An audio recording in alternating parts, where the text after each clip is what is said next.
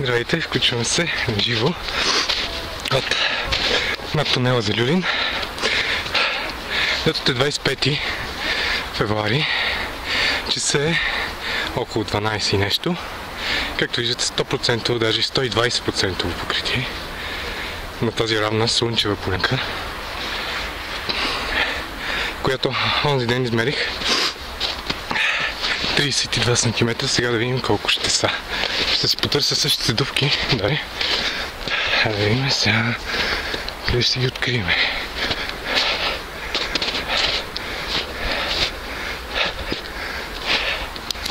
Ето и едната.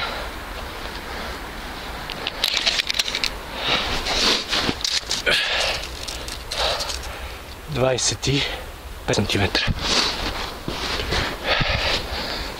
Другата няма намира, така че ще изровим пак нова. Ето, ровя. Даже долу имаме лед, който не мога да пробия. –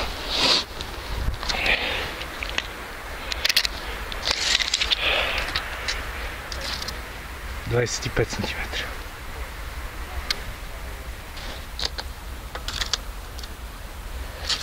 Ще правим още една пробка.